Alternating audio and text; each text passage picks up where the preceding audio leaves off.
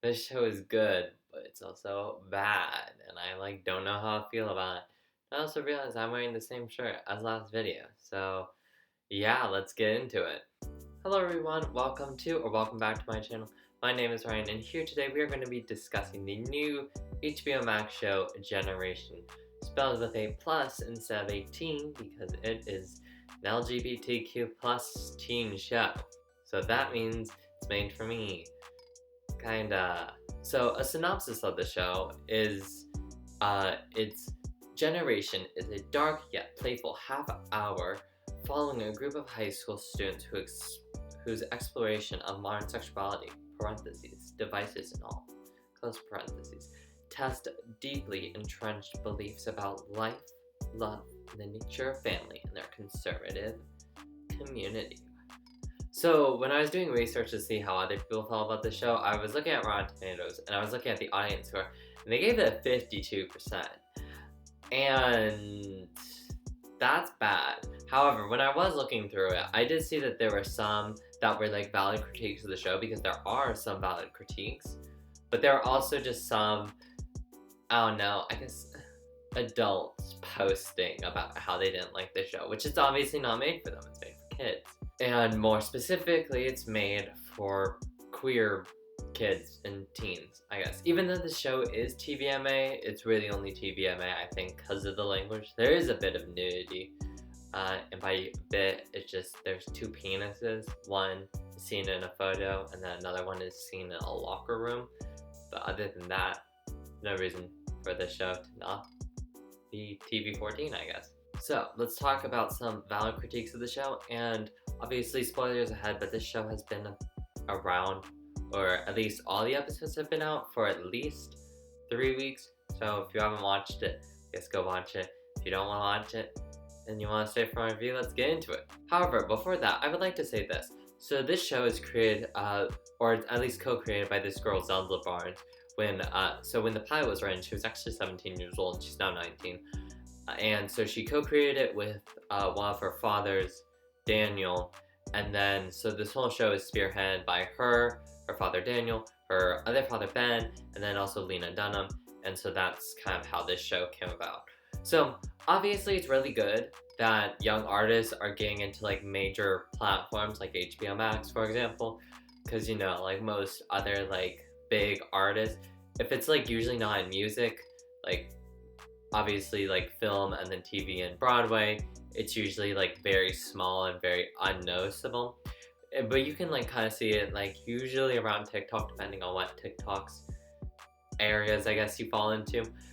But the point is, since this show is trending to kind of be a little bad, possibly it might get picked up for a second season, because obviously the 52% is, not every teenager is going to go on Rotten Tomatoes and give it a bad score. But if it does do bad, this is going to be a bad sign to other studios and companies that people don't want to watch queer content, and they also don't want to buy content of young artists. So Zelda has a lot riding on this show, because a lot of us are crossing our fingers that this show will do very well, because depending on how this show goes, it can make or break how future artists are accepted into the entertainment industry, as well as what representation we see. Also, so to that point, literally this show is an example of that.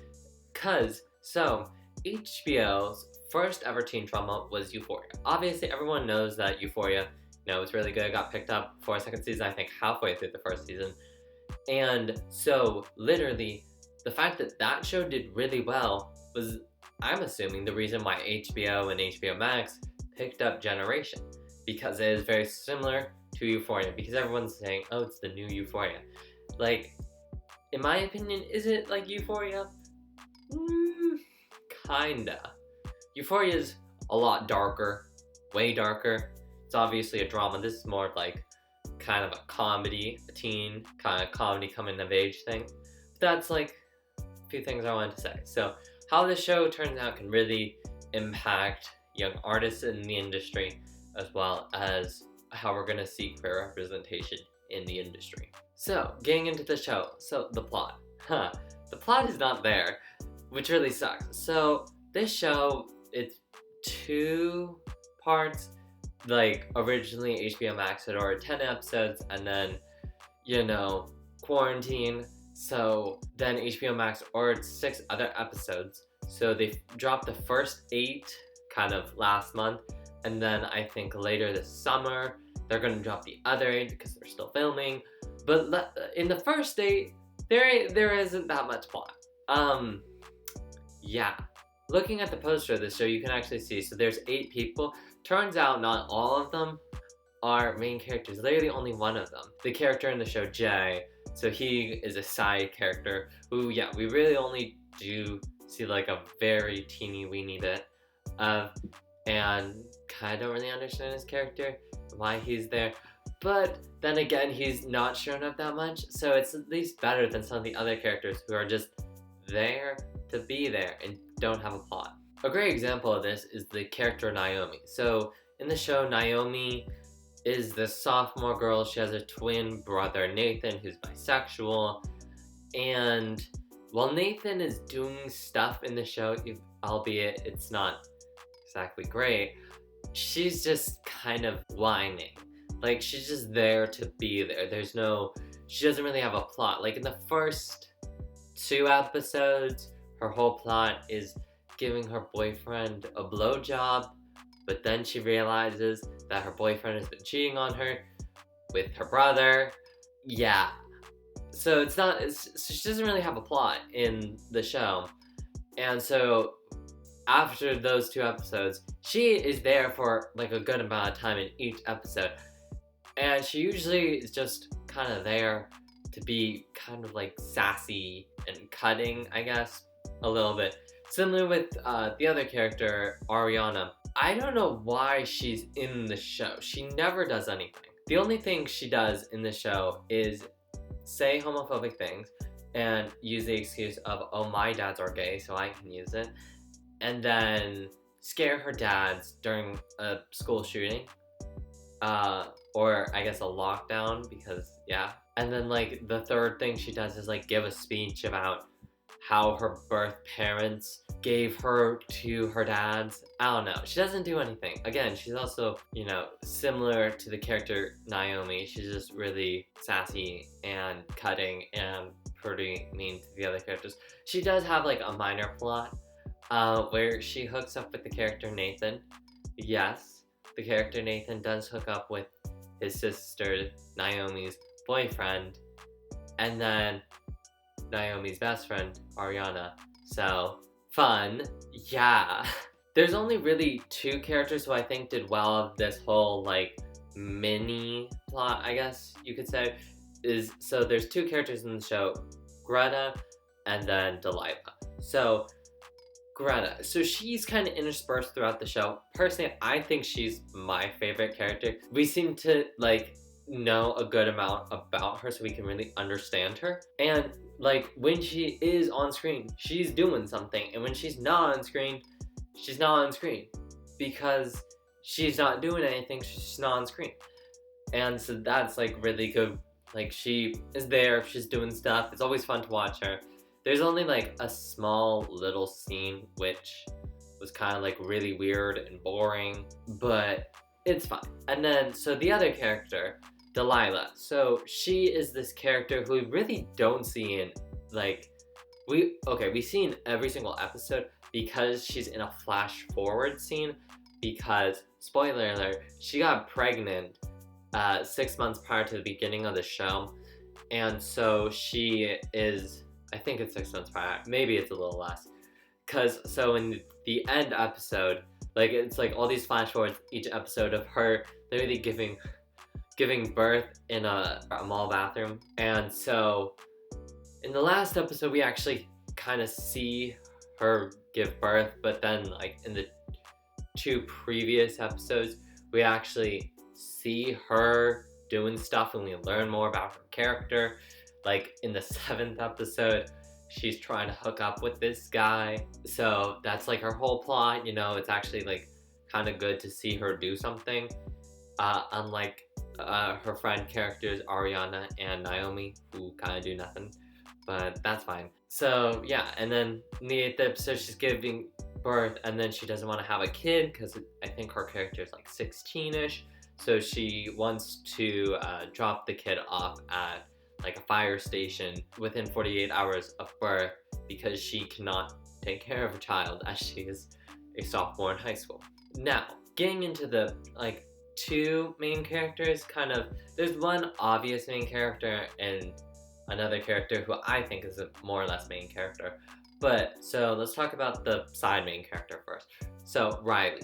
So she is this junior who, I think she's a junior, who she's from this really rich family and she wants to be a photographer. We learned that she got kicked out of her old school because of expression and stuff. I think it's like because her expression included like nudity or something like that, so the school didn't like it, so they kicked her out. And her whole plot throughout this whole show is getting with the character Greta, but she's never been with the girl, so she's not really sure if she likes Greta or not. So that's kind of the whole thing. And then there's like mini kind of plots in it, just her hanging out with the main character Chester, and then also her learning to drive, and just we kind of learn more about her. She kind of doesn't pop up like a lot, but I think like she's considered a main character, I think. I don't know. But getting into the main character, the first character that we see, kind of the embodiment of the show in a sense, because this character is very kind of flashy and stuff. So the character Chester. So he is this high school junior who has a 4.1 GPA. He's a star water polo player. And so he likes to dress kind of in very, I guess, provocative clothing. I'm not sure really if that's the right word. I'll like throw up an example of like what he wears. Like he also paints his nails, like in the fourth episode, he paints his fingernails to say pussy power. So yeah, he's very kind of like his character, which I think is what the show also wanted to be, is very loud and very flamboyant, I guess. I don't really know how to describe it. But so his arc in the show is also sex, which I'm gonna talk about more. But so, well, obviously later, but like the whole idea of most of these characters' plots are about sex or relationships, which is good, but it's also kind of deterring from an important thing. But Chester, so he is trying to find love, and so who he finds love in is his guidance counselor, who's also gay. There's obviously, I don't know who you are watching this, but there's a lot of like kind of predatory behavior in like the gay community, especially with men, like older men trying to prey on younger men. Obviously, because I don't know, I think it's still relevant, recent to talk about. If you know the James Charles scandal, you know the James Charles scandal. So yeah, but the show makes it so where this kid is pursuing his counselor. That's not good. Every time we see him on screen, he's doing something, so that's at least entertaining to watch. But the thing that he's literally doing is pursuing his counselor, so that's just no.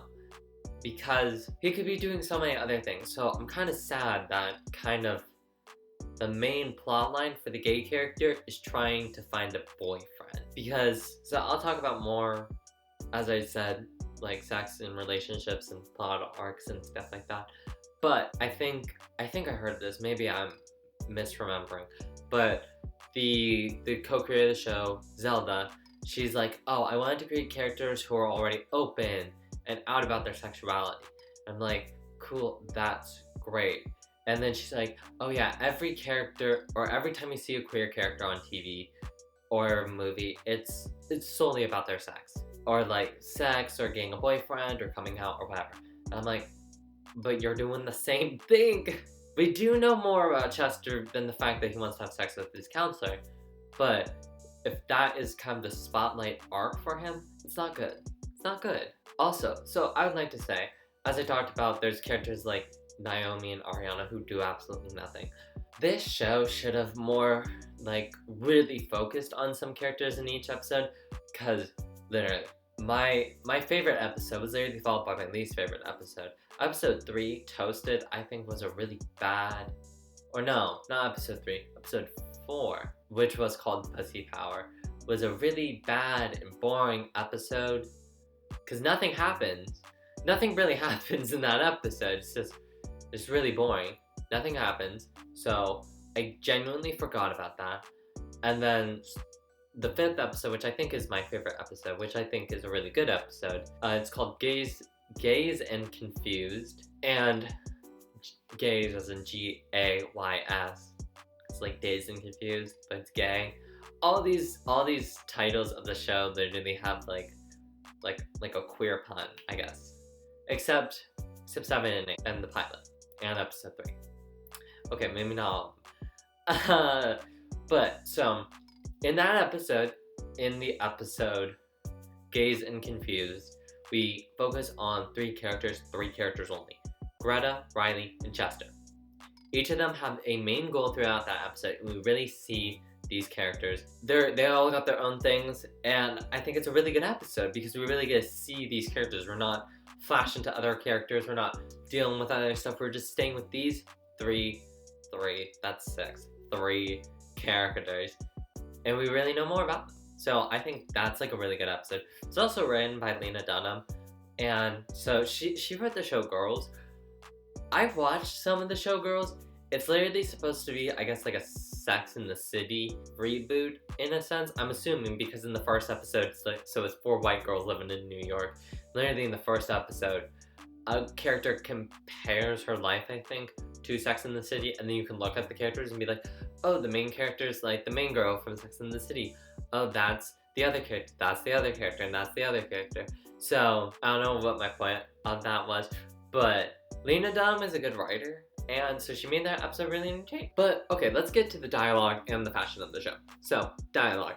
In teen shows, usually it can be horrible because, it's really weird. Here's where having a 17-year-old, now 19-year-old Zelda Barnes came in clutch.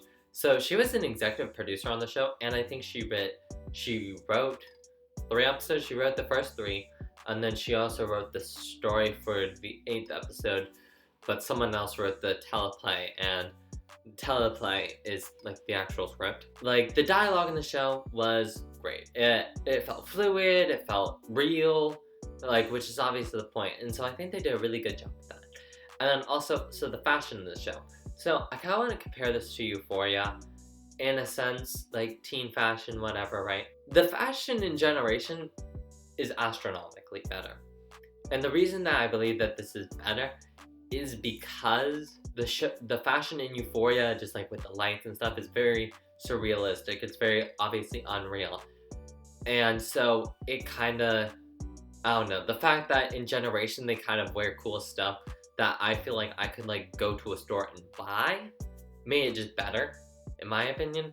But obviously, in the show Euphoria, they have really cool stuff. And so obviously I feel like that could be a very contended point for some people because they believe that I guess, kind of hard to find fashion would be cooler to wear. But I don't know. I think the fashion and the dialogue in the show were really good. So, good job, Zelda. Nice job. So, the other big kind of pull to get people to watch this show is the fact that it is like a queer teen drama, comedy, whatever, right? Like literally the T in the show is a plus to represent a plus on the end of LGBTQ plus. And so yeah, so out of the 7 main characters, out of Ariana, Naomi, Nathan, Delilah, Greta, Chester, and Riley, 4 of them are LGBTQ plus. Nathan is bisexual. Greta, I am assuming, is a lesbian. Riley, I'm assuming, is bisexual, because so for Greta and Riley, they don't like explicitly state what their sexuality is, which is cool, which means they might be labelless, which I think is also really cool as well. And then Chester is gay. And also, so out of the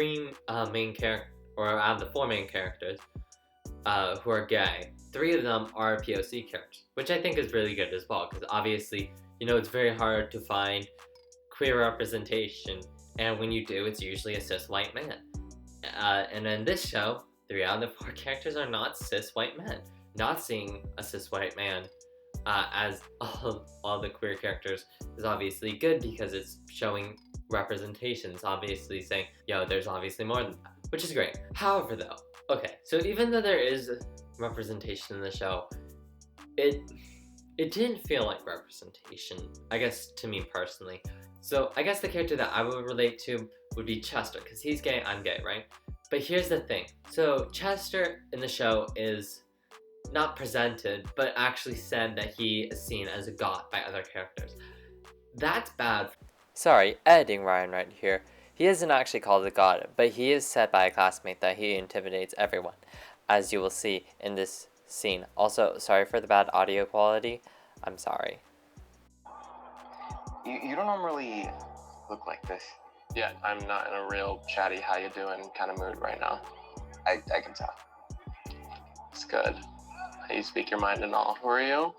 I'm both. Sorry, I'm intimidated, and when I'm intimidated, I always say the wrong thing. Like, once I asked my freshman crush what it felt like having divorced parents, and that was me trying to flirt. I intimidate you? You intimidate everyone. No, I know. How come I've never seen you before? We've had 3 classes together. Really? Editing Ryan here again. So, even though I will keep saying the word godlike character, I feel like it still applies, as I will explain in the later clips that Chester does a lot and really kind of outperforms every other character, making it to a point where he isn't actually relatable. You make a character a very godlike character, they're not relatable. Like, I couldn't relate to Chester. I'm not a star varsity water polo player. I'm not a star varsity anything. And I have a great GPA, but it's not a 4.1. Pretty much making his character do so much makes him so hard to relate to. Like, he's doing so much, like, in the show, but he's doing so little for representation. I guess what I'm trying to say is, I wish that Chester wasn't Chester. Like, he does so much in the show, I guess, that we do more or less see, but it's just, he does so much. So it can be very hard for someone to relate to him, because maybe the only thing they can really relate to is the sexuality thing. As I talked about before, Zelda Barnes, the co-creator of the show, said that she didn't want her characters to be all about accepting their sexuality. She didn't want that to be their arc, which is totally okay, But there are so many characters, she could have at least possibly had one. Because when we are teenagers, that's kind of the time when we're trying to figure ourselves out, which includes our sexuality. So if we can't really relate to characters who are also trying to figure out their sexuality, it's kind of very hard. But back to Chester. So he's doing a lot, and then also his plot on the show is hooking or trying to hook up with his counselor through Grindr.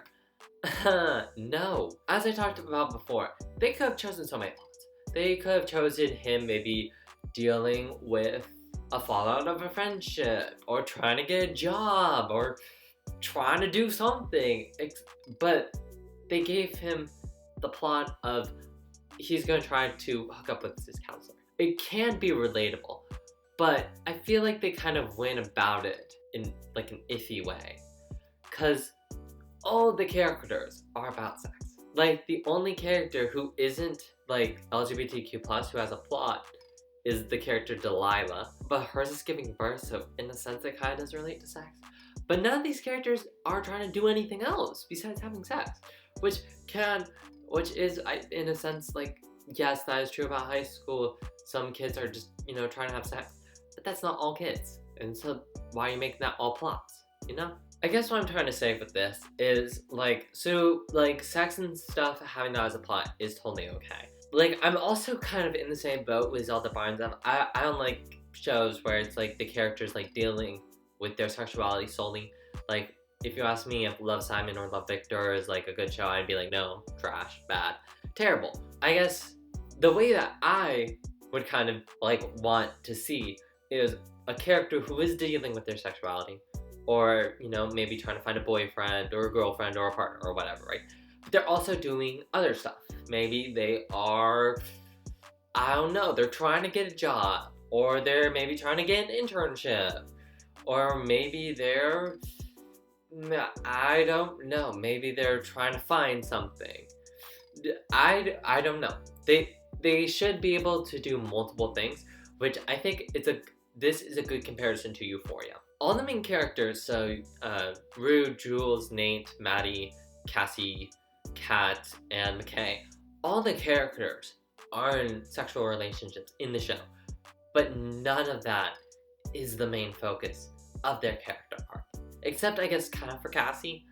Like, for Rue is with Jules, but her arc is more about getting over her drug addiction. Jules is about conquering femininity, I think.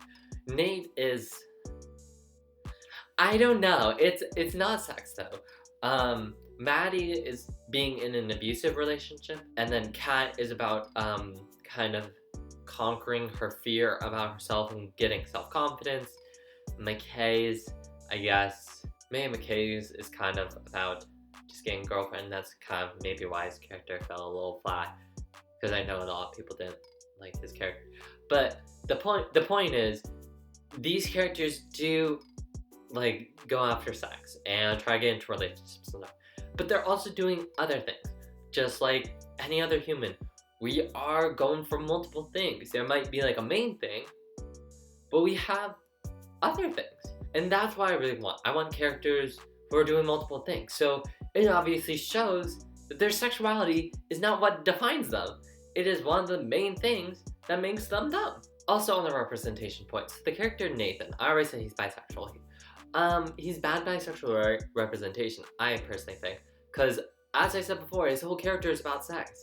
But it's more than just anyone else. There's like a whole speech given by two gay dads about how Nathan is bisexual. So that doesn't mean he's gonna do threesomes or orgies or have sex with anything that walks. Except he kind of breaks all that and does all those. He goes behind Naomi's back, his twin sister, has sex with her boyfriend. When he kind of gets broken up with Naomi, and Naomi gets pissed at Nathan starts to hook up with the character Ariana, while also trying to hook up with the character Chester. So he's literally trying to have sex with everything that walks. And it does kind of seem like he's literally just, I don't know, it feels like bad bisexual representation. Just overall, maybe not the best representation. So I feel like I could talk more about like how I really don't like the fact that all these characters' plots are about sex, but I'm not gonna do that. I guess my main point of all this is I hope in the next 8 episodes we see these characters doing other things. Like, for example, Riley. So she's a photographer. Let's have her enter a photo competition.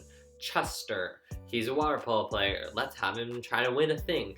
Maybe he has an arch nemesis or something like that.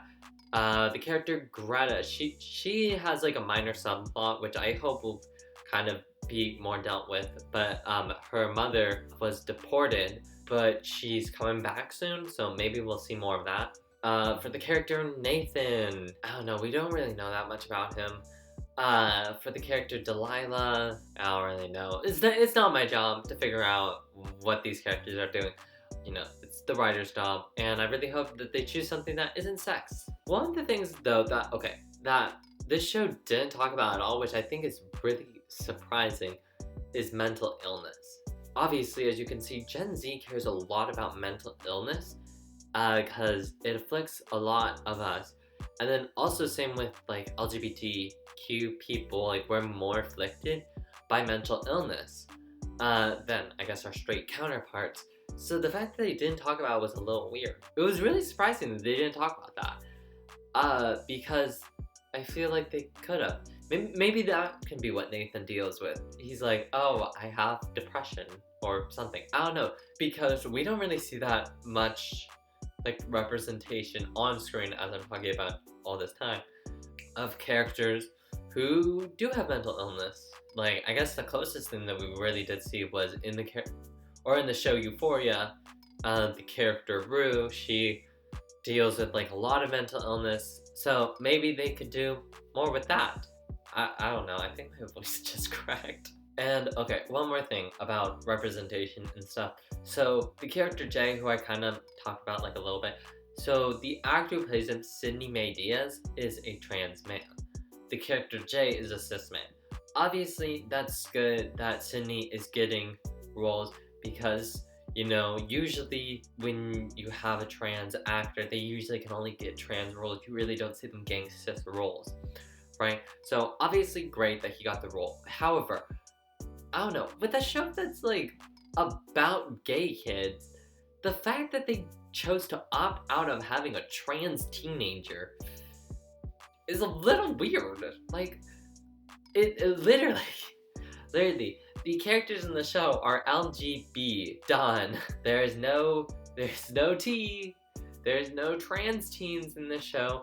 There's a mention of a trans teen. I forget what the character's name is, but it's like, so I talked about before, the character Delia wants to have sex with a guy.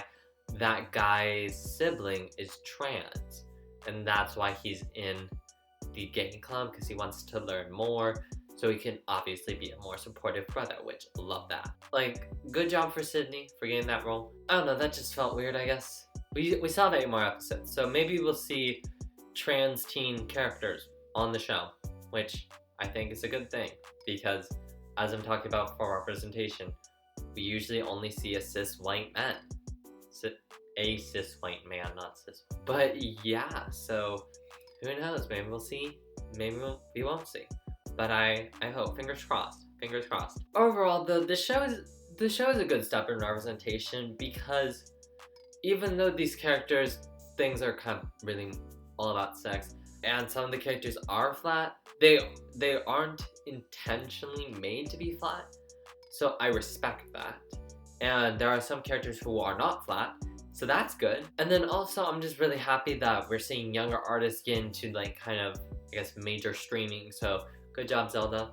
Proud of you. Hope you can pave a path. So hopefully we'll see more young artists in the entertainment industry if this show goes well, because it'll be like, yo, young people can write good stuff. And she didn't direct it, but she did executive produce it. So maybe we'll see more young directors and more young executive producers and whatever, right? So yeah, so that is all for this video. Like, share, comment down below telling me what you thought about Generation. Did you like it? Did you not like it? Was I wrong about something? Even though opinions can't be wrong, but you can tell me that I'm wrong. I can take it. You can tell me that I'm wrong. I don't really care. You know, I might be wrong. And then subscribe if you like what I'm doing around here. But until next time, peace.